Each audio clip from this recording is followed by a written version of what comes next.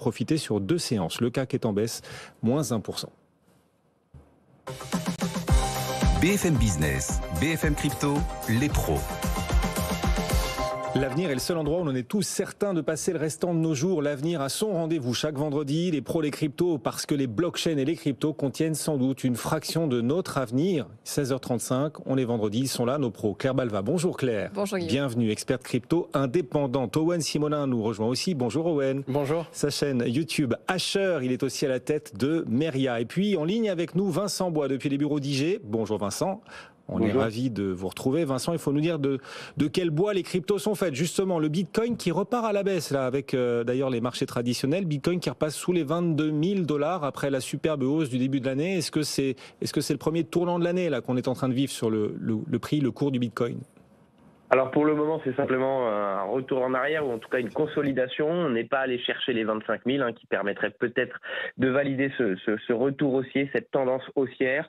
Mais au même titre que les marchés traditionnels, pour le moment, on est encore dans l'hésitation de savoir s'il y a suffisamment de jus pour continuer cette tendance haussière. Donc au niveau technique, eh bien comme on l'a dit en début de semaine, on revient sous un niveau important, sous les 22 300 à court terme. On n'est pas allé chercher encore le plus haut, l'ancien plus haut qu'on a vu juste avant l'histoire FTX, qui est proche des 21 400, qui pourrait être atteint peut-être ce week-end. Et puis en dessous, eh bien notre objectif court terme pour justement essayer de valider la tendance, ou au contraire de repartir à la baisse, puisque on l'a dit plusieurs fois, il y a eu déjà 2 hausses de plus de 40% depuis le début du marché baissier qui s'est conduit, ou en tout cas qui est allé par la suite sur un niveau encore plus bas. Ici donc les 21 400, sous ce niveau pour aller chercher le niveau technique psychologique majeur, 19 700, 20 000 $. Et c'est donc à ce niveau-là qu'on pourra, ou en tout cas que le marché et les graphiques détermineront si on retourne en arrière et justement si cette hausse de 40% finalement n'est pas le début d'une tendance haussière, ou si au contraire, on se maintient sur ces niveaux, 20 000 $, et on repart à la hausse. Ce qui pourrait être le déclencheur, probablement ce week-end, mais surtout en début de semaine, tout comme sur les actifs traditionnels, avec l'inflation américaine mardi. Oui, mardi, les prix à la consommation à suivre aux États-Unis qui impacteront sans doute le marché des taux et donc aussi peut-être les marchés traditionnels et peut-être les cryptos. Du côté de l'Ether, quel potentiel ?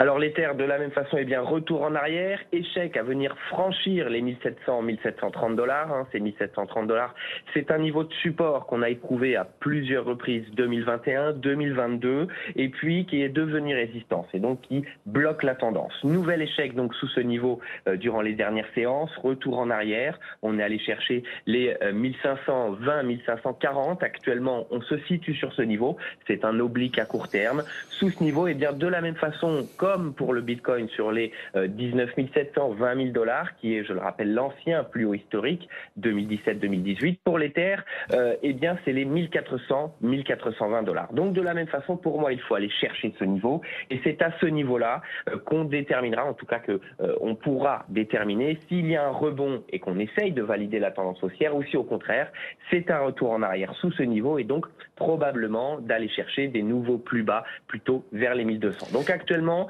c'est une consolidation. On va, pour moi, aller chercher les 1400, 1420. On déterminera à ce moment-là. Et donc, pour les mêmes raisons, la semaine prochaine pourrait être déterminante sur les graphiques. Vincent Bois pour IG régulièrement à nos côtés. Merci beaucoup, Vincent, de nous avoir accompagnés. Owen Simonin et Claire Balva nous accompagnent. On est bien là. Il est 16h39. On a quasiment 18 minutes pour nous, pour parcourir. Ouais, c'est rare. On a un petit peu de temps là pour parcourir l'ensemble de l'actu de cette semaine. Vous êtes prêts ? On y va. C'est parti. D'abord aux États-Unis, tiens, les utilisateurs crypto qui sont pas sereins. Le patron de Coinbase, Brian Armstrong, a tweeté sur une potentielle intervention du gendarme des marchés américains, la SEC, dans les cryptos. Et la sentence n'a pas tardé à tomber. Elle concerne l'exchange Kraken. Quelles mesures la SEC prend-elle vis-à-vis de Kraken, Owen ? C'est une décision assez grosse et lourde de sens. Il s'agit pas d'une amende parce que ça n'a pas été jusqu'au tribunal. C'est un settlement, donc un accord qu'ils ont trouvé pour arrêter le problème et les discussions. 30 millions de $. Chargés à Kraken, avec l'obligation d'arrêter tout de suite leurs produits de lending et leurs solutions de earning, donc des produits de lending, des produits de stacking, permettant aux utilisateurs de la plateforme de générer des intérêts sur leurs crypto-monnaies. On se souvient qu'ils avaient interdit à Coinbase de proposer un service de lending sur les stablecoins. pendant le dernier bull run. Aujourd'hui, c'est Kraken qui est sanctionné et qui doit immédiatement arrêter ce produit. Les conséquences sont assez lourdes. En tout cas, ça fait énormément de bruit sur les réseaux. Et pour le coup, c'est parce que les États-Unis considèrent ce produit et essayent de l'assujettir finalement comme un security.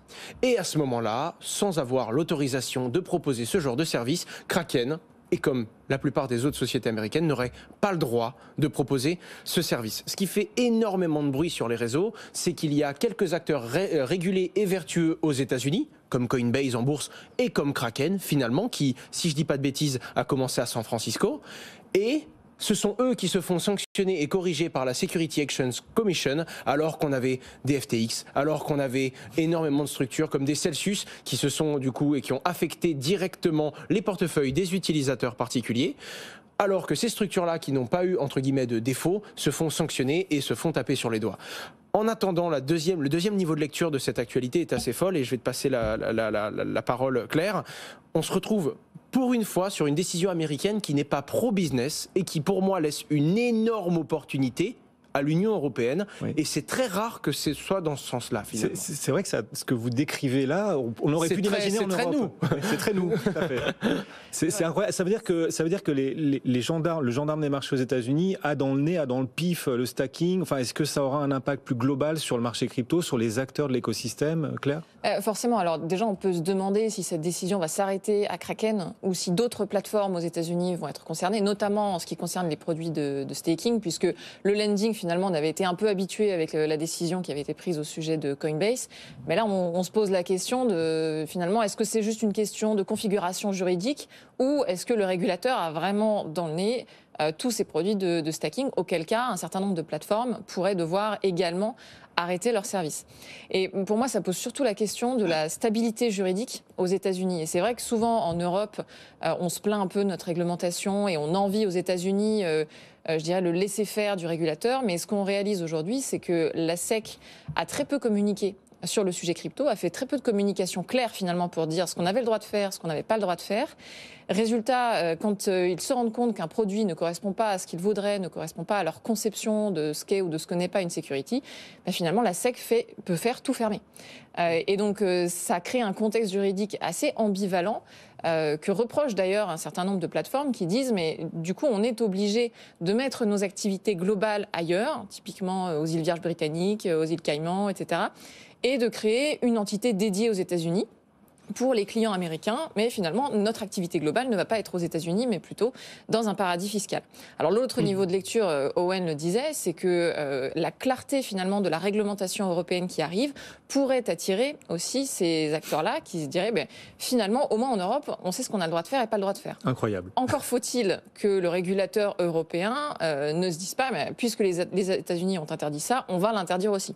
Donc à voir quelle va être la dynamique entre ces régulateurs, mais ce qu'on voit aussi apparaître en filigrane, c'est que toutes les applications décentralisées du type Lido, du type Frax, vont probablement bénéficier de cette situation, puisqu'elles ne sont pas sujettes à une réglementation assez stricte. C'est quelque chose d'assez dingue, parce que, alors, je vais faire un raccourci qui n'est pas tout à fait correct, mais au moins que tout le monde l'ait bien en tête. C'est intrinsèque aux crypto-monnaies. Prendre une crypto-monnaie, la staker, je parle du staking, même pas du lending qui sont des prêts dans les emprunts décentralisés. On parle du staking qui est interdit aujourd'hui. C'est le fait de bloquer une crypto-monnaie pour participer au consensus et donc à la sécurisation de la blockchain. C'est tellement évident quand on détient une crypto-monnaie de pouvoir la staker et générer des intérêts, tout comme quand on peut avoir une action en bourse, de détenir et de recevoir ses dividendes. C'est exactement aussi évident, même si c'est différent d'un point de vue technique et d'un point de vue de ce que l'on apporte et de la participation. Je prendrai le pari aujourd'hui sur ce plateau que les États-Unis vont faire demi-tour sur cette position. Peut-être pas dans 2 ans, peut-être dans 4 ou dans 5, mais c'est tellement évident que soit on ne se dirige pas vers les crypto-monnaies, soit on ne propose pas d'acheter des actions, soit on propose d'acheter des actions et on donne les dividendes qui vont avec. Soit on ne propose pas d'acheter des crypto-monnaies, soit on ne propose d'acheter des crypto-monnaies et l'utilisateur est libre de participer au consensus de sécurisation. Ça paraît complètement fou et je pense qu'il va y avoir quelque chose qui va venir gommer ce flou juridique à un moment ou à un autre. Donc qu'est-ce que c'est ? Quelques kilomètres d'avance, ou du moins une période de manque de visibilité pour les États-Unis, et pour peu de monde, c'est une grosse opportunité, notamment des sociétés qui pour la première fois se disent c'est bien justement de ne pas être sous l'aile de FATCA finalement, et de pouvoir proposer ces services, parce qu'en Europe, ces services ne sont pas considéré de la même façon qu'aux États-Unis. On peut aussi imaginer que les États-Unis finissent par créer une réglementation dédiée à ce type de service. C'est tout à fait possible. La difficulté des entreprises crypto aujourd'hui, c'est qu'elles ne savent pas ce qui est de l'ordre du security ou pas. Mais ça laisse du temps en fait. Et dans ce monde-là, plus que jamais, le temps c'est de l'argent. Et ça pourrait pour une fois profiter à l'Europe éventuellement. On va voir ce que les acteurs feront. Ne crions pas victoire trop tôt. En France d'ailleurs, on en est encore à se demander comment réguler au mieux. Attention aux excès de régulation, attention aux trous dans la raquette. Bref, on est toujours en train d'essayer de régler le thermostat de la régulation. Un nouveau vote a d'ailleurs eu lieu cette semaine au Parlement dans le cadre de la commission mixte paritaire sur l'avenir des entreprises crypto en France. Ce vote confirme finalement l'enregistrement renforcé des acteurs PSAN, pas d'agrément obligatoire cette année. Quelles seront les conséquences pour les acteurs français de ce vote d'hier, Owen? Déjà, on a évité la catastrophe. L'agrément obligatoire, sachant que personne n'a réussi à l'obtenir jusqu'à présent, pour plein de raisons très complexes, ça aurait été vraiment létal pour l'écosystème. En tout cas pour un très grand nombre d'acteurs, de mon point de vue. Ça n'engage que moi, évidemment. Je rappelle la proposition, c'est le Sénat qui propose quelque chose, qui est rediscuté par l'Assemblée nationale. L'Assemblée nationale qui fait pas une contre-proposition, mais non pas l'agrément obligatoire, mais bel et bien l'enregistrement, comme il est aujourd'hui, renforcé, c'est-à-dire avec plus d'obligations. Des obligations qui sont pour le coup, qui ont du sens, hein, communication claire et non trompeuse, des systèmes de sécurité adaptés à la détention des crypto-monnaies de ses clients, une politique de conservation des actifs numériques, bref, beaucoup de choses qui, naturellement, petit à petit, on s'attendait à avoir in fine, puisque l'on va tendre vers ça avec une régulation européenne. En attendant, comme ce n'était toujours pas, il n'y avait pas un alignement parfait entre le Sénat et l'Assemblée nationale, c'est en commission mixte paritaire qu'il y a eu le dernier mot et en effet, on s'arrête sur un agrément renforcé qui ne concerne pas... Enregistrement renforcé. Pardon. Oh là là, il fantasme l'agrément. Un enregistrement renforcé, pour le coup, qui s'adresse à toutes les sociétés qui ne sont pas encore PSAN et qui vont, si je ne dis pas de bêtises, devoir le faire avant le 1er juillet 2023. Et ça, c'est plutôt court. Ah oui, c'est quand même court. Il y a quand même une pression. Après, ce n'est pas un agrément. On est sur... Voilà. Oui, d'accord. Est-ce que c'est bien, est-ce que c'est pas bien? Ce sera jamais assez pour certains et toujours trop pour d'autres. Mais en attendant, c'est la position qui a été adoptée. Incroyable rebond des cryptos en ce début d'année, on l'a bien sûr vécu, le Bitcoin qui a franchi il y a quelques jours la barre des 23 000 $. Alors on va continuer de mesurer ce que ce rebond peut offrir à l'écosystème. Est-ce que l'écosystème a dans le ventre pour la suite? Et là, surprise, les investissements, au mois de janvier, alors que les cours des cryptos sont partis à la hausse, les investissements dans l'écosystème, eux, reculent, ils sont au plus bas depuis 2 ans, depuis janvier 2021, Claire. Oui, alors on parle des investissements en venture capital, hein, donc des investissements de fonds dans des entreprises. Et là, effectivement, on est autour de 630 millions de dollars investis dans des entreprises par des fonds de venture capital. Donc c'est peu par rapport à d'habitude. C'est le montant le plus bas depuis janvier 2021. En fait, c'est pas très étonnant, même si je comprends qu'on puisse se dire les cours remontent, pourquoi il n'y a pas plus d'investissement. En fait, c'est pas automatique. C'est pas quand les cours remontent que les fonds d'investissement se disent, bam, tout de suite, je vais mettre de l'argent dans des startups crypto. Il y a une inertie. En fait, exactement. Il y a une inertie, il y a un long délai. On l'observe aussi, d'ailleurs, quand on travaille avec des grands comptes dans le conseil, c'est exactement la même chose. En fait, entre un bull run et les investissements qui sont réalisés dans des startups, il se passe toujours 6 mois, 1 an et demi. Et donc là, ce qu'on voit finalement, cette baisse des investissements réalisés en capital risque, c'est tout simplement une conséquence du bear market qu'on voit arriver avec un peu de délai. Et donc c'est vrai que le rebond qu'on est en train de voir là depuis 1 ou 2 mois, on le verra se matérialiser dans les investissements plutôt dans 1 an probablement, le temps que les fonds là aussi adaptent leur stratégie. Alors ce qui est intéressant quand même quand on regarde les chiffres, c'est qu'on voit qu'en dollars, les investissements sont bas, mais qu'en nombre d'entreprises financées, il y en a quand même nettement plus. On observe un rebond là en ce mois de janvier, avec notamment 50% d'entreprises financées en seed et pré-seed, donc des stades vraiment très tôt dans la vie des entreprises. Donc ce qu'on voit quand même, c'est qu'il y a beaucoup d'entrepreneurs, qu'il y a beaucoup de création d'entreprises, même en cette période de bear market, et qu'il y a des opportunités pour les investisseurs. Seed et pré-seed, c'est avant l'accouchement, quand le bébé est encore dans le ventre de la maman, c'est ça? C'est un peu ça. Disons que c'est avant de réaliser vraiment du chiffre d'affaires et d'être rentable. Et il y a également des levées en token, c'est-à-dire qu'on ne vend pas forcément son capital, on peut vendre une partie de sa crypto-monnaie. La seed, c'est le tout début, il y a du pré-seed avec les fondateurs, ensuite il y a la private ou la strategic sale à ce moment-là, et finalement la public sale, le listing au marché. Bon, les cryptos, on adore la tech dans l'univers crypto. Dans quelques minutes, on va parler de l'impact de ChatGPT sur l'univers crypto. Dans quelques minutes, promis. D'abord, juste quand même pour continuer de prendre le pouls de l'écosystème, la température globale, Tether, c'est le plus gros stablecoin du marché, Owen. Tether a affiché pour le coup des résultats positifs fin 2022. Des résultats complètement dingues, 700 millions de dollars Q4 2022. C'est assez fou et ça envoie un très gros signal. Alors, je précise que tout cela est certifié par le cabinet comptable BDO.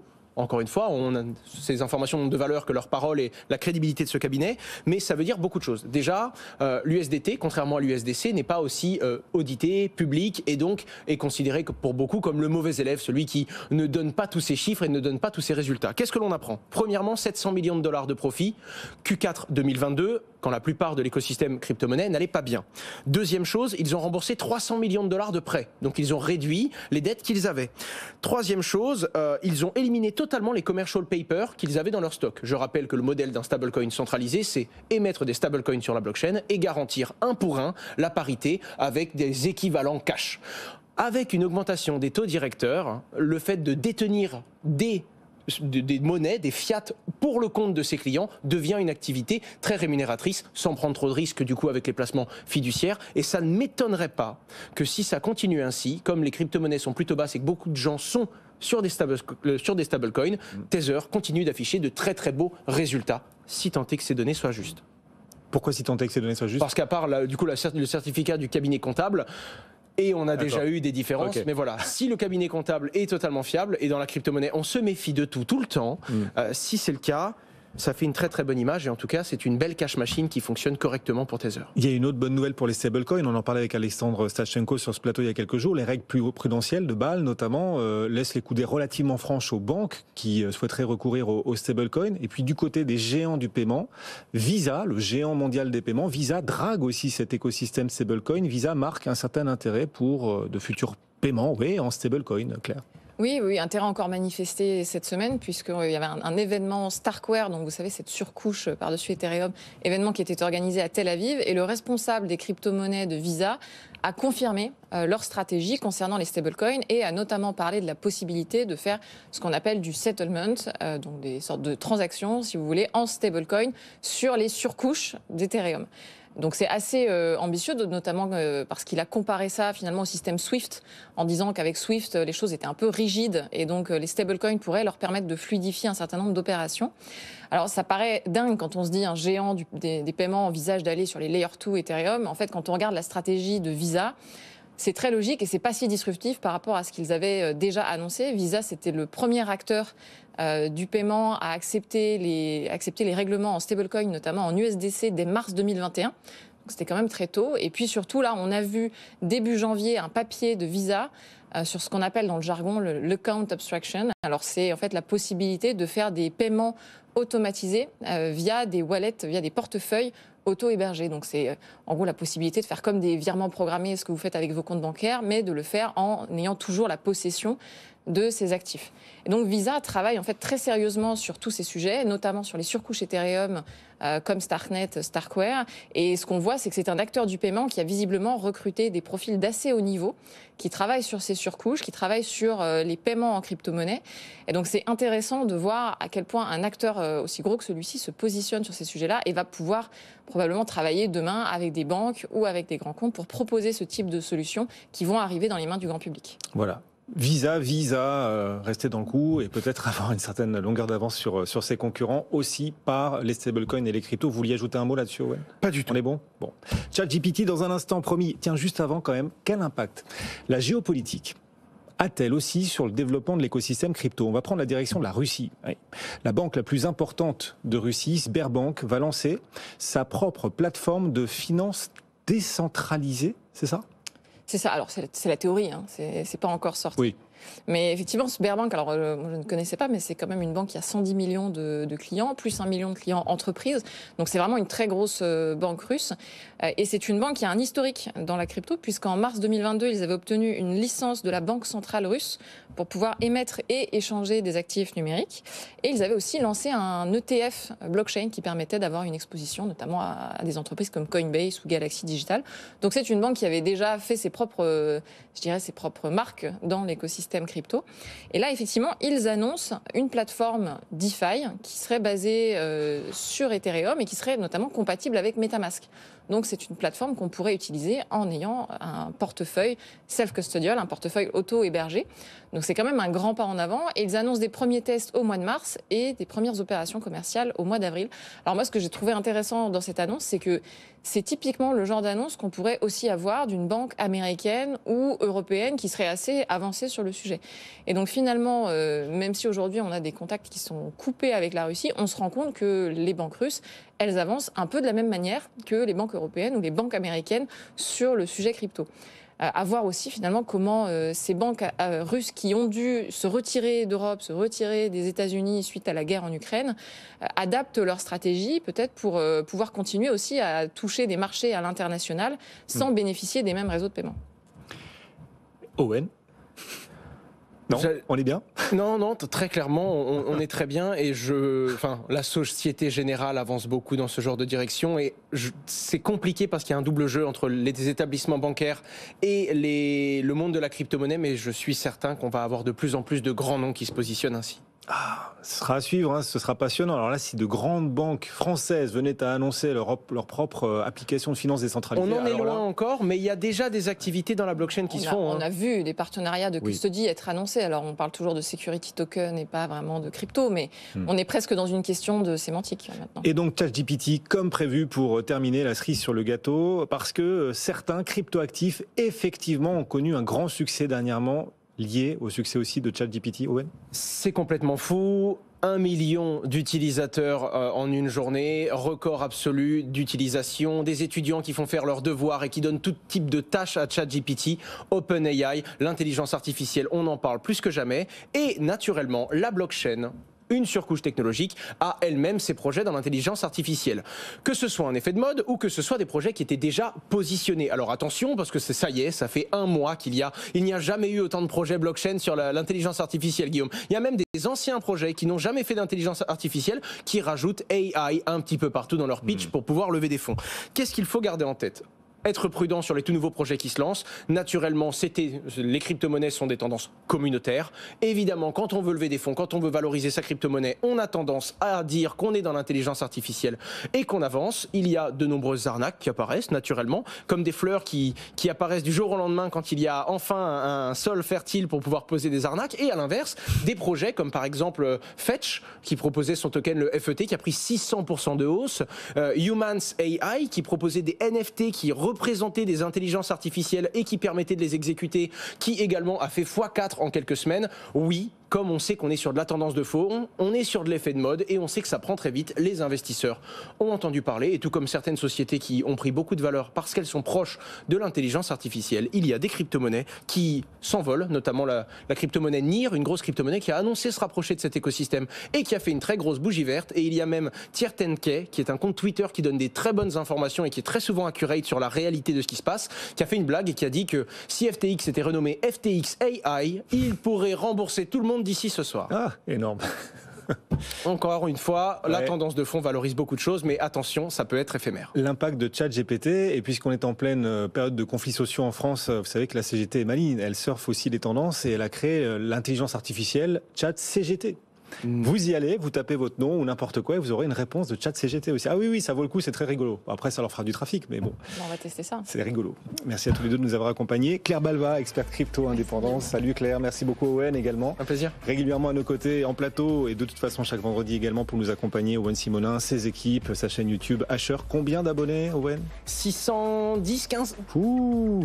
Et à la tête 15 000. de... Oui. C'est vous qui corrigez normalement. C'est vrai, c'est avec les petites rivières qu'on fait de grands fleuves, vous savez, mais c'est déjà un grand fleuve. Voilà, et ça va continuer.